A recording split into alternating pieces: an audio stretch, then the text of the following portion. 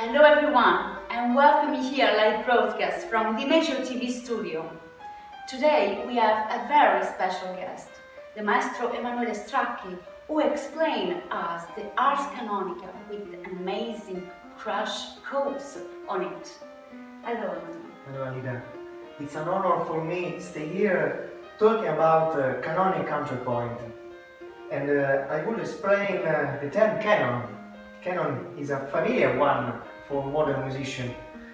Usually it evokes what is known as a round, a short piece in strict imitation that repeats such a Frere Jacques or row row row your boat. For example,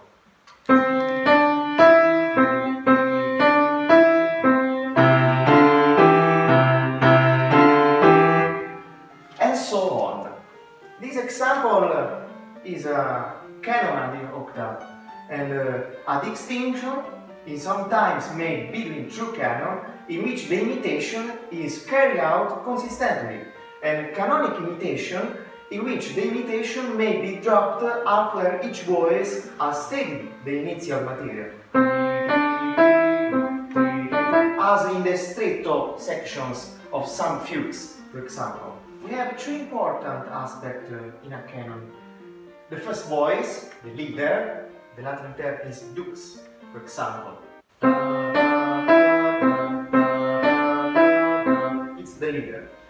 And the imitating voice, it's the follower, the Latin term is comes. If more than two voices are involved, the terms first follower, second follower, and so on are used. A canon may be continued through for all the piece, for example, without being interrupted at cadences or modulations. The listeners or students should consult the four canons in Bach's Art of Fugue with special attention to their form and continuity. Could you please, Maestro, explain us with more examples the two canon voices of Bach? The most common harmonic interval in the canon is the octave. The dux, or the leader, is long 2 bars, for example, and the follower enters down at the octave. It's the particular case of two-part invention number 2. I play.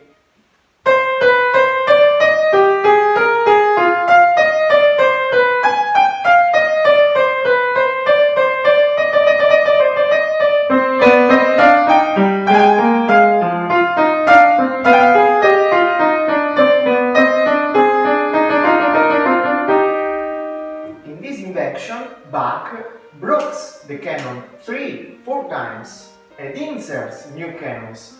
Starts again. It's a typical of that. So, Maestro, I understand the two voices always following each other in an infinite way. But I would love to ask you why Bach put other harmonic intervals in the two-voice canon. The composer can decide the harmonic interval of beginning. For example, Bach, in the second variation from canonic variations, this is a canon at the fifth.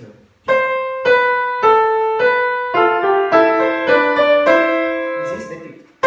C and F.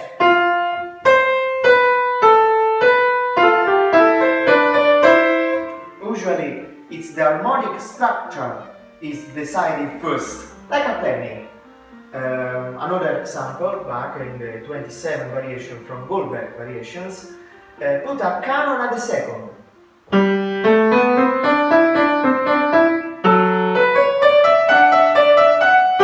And this is the harmonic structure that decides the structure itself. Well, generally the endings of the canons are often free, in order to allow a satisfactory cadence.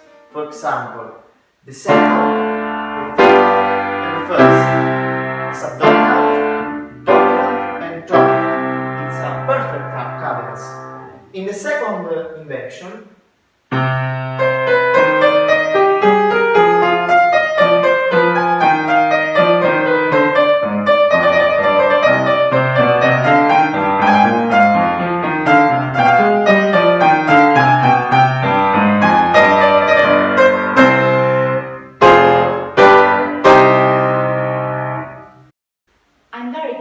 know about canon using special devices. But for example, the first special device is the contrary motion, canon inverso, is called in Italian. In some canons, the follower states the melody of the leader in contrary motion. For example, the second down becomes the second up.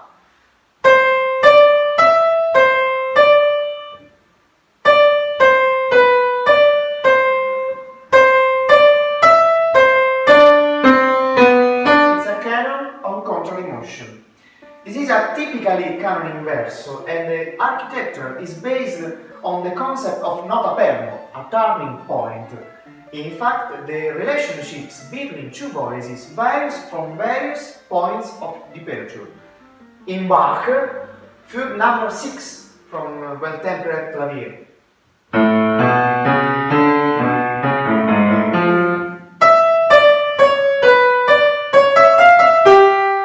It's a canon of contrary motion. I read somewhere on Art of Fugue book of Bach about a special technique, about argumentation and diminution. It's a typical technique and ancient technique. For example, augmentation, if the second voice of the canon is written in notes twice as long as the values in the first voice, we have a canon in aumentatio. The values may be augmented in some other ratio, but doubling is by far the most common. It's very important, the harmonic playing, when we written this canon. Bach, canonic variations. The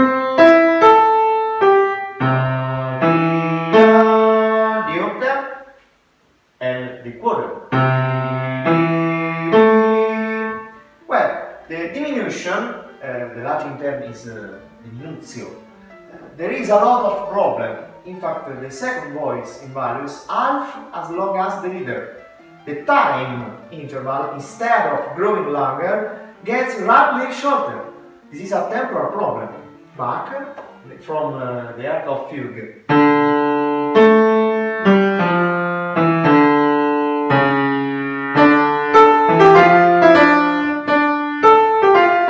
It's a temporal problem.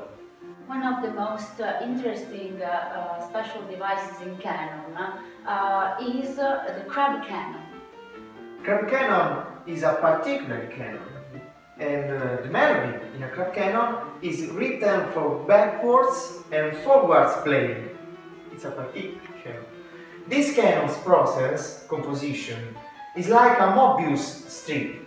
It's a surface with only one side and only one bundle. For example, Bach, in the crab canon from Musical Offering, written. It's the follower, and the follower second at last, and the dukes, and the dukes at last. Backwards and forwards playing.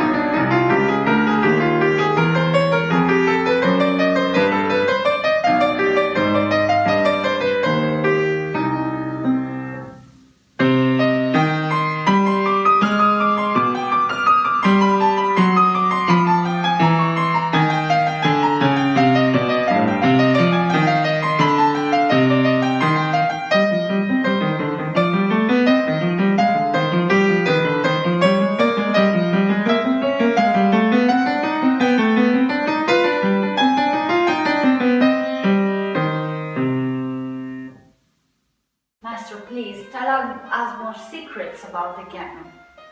The crab canon have a lot of secrets. For example, the halfway point. It's the secret of Bach.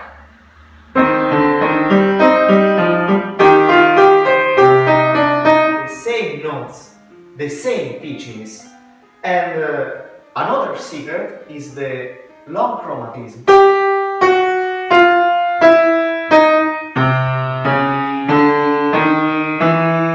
It's a sequences. So, Maestro, you told us some secrets about the Crab Canon, and the Crab Canon is an enigma. And there are also more enigmas in Bach? For example, in musical offering, there is a lot of enigma canon. This type of canon is a puzzle canon. Bach written Notulis crescentibus crescat fortuna regis. These Latin sentences describe the solution of puzzle canon, and describe the original notation. Is the tema,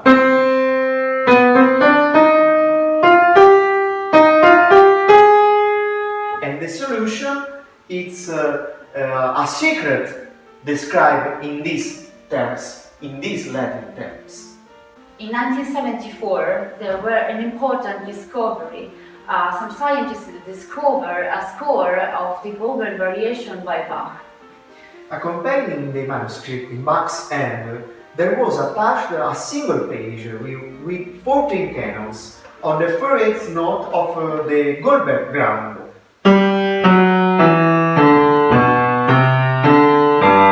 The discovery of the inerte unknown manuscript was immediately hailed as the most important addition of a Bach source in recent years. Of the 14 canons, only numbers 11 and 13 have been known before 1974. The 40 canons are important for 4 reasons. Not only are they delightful to hear, it's beautiful, famous, but they represent a germinal stage of the major variation that is highly instructive as to compositional processes that Bach may have used. The canon side bridges the gap between the canons of the Goldberg and the more esoteric canons of the musical offering. Finally, the enigmatic notations of the 14 canons represents Bach's affinity for musical rhythms and cryptographic symbols. For example, the first 4 canons of the cycle use the Goldberg ground as leader. The second possibility, the inverted soggetto with its retrograde. It's beautiful. Dear Maestro, we are very close to this fantastic lesson in the world of counterpoints, but last but not least, please explain us the canon triplets. It's very complex, but built on a simple harmony. This canon is really amazing and extraordinary. A triple canon on 6 voices. Elias Osman painted what we now know as the most authentic portrait of Bach. In his right hand, the composer holds the triplet canon, which he will present the following year with his variations, canonic variations, for membership in Mitzler's Society of Musical Sciences. This canon, this triple canon on 6 voices, is built on this harmony.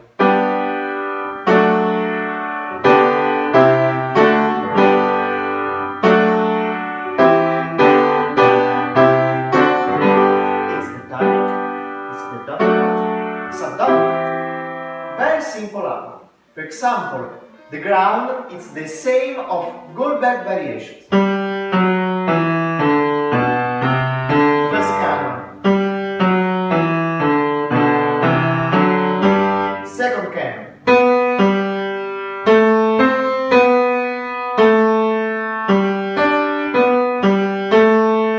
The third canon.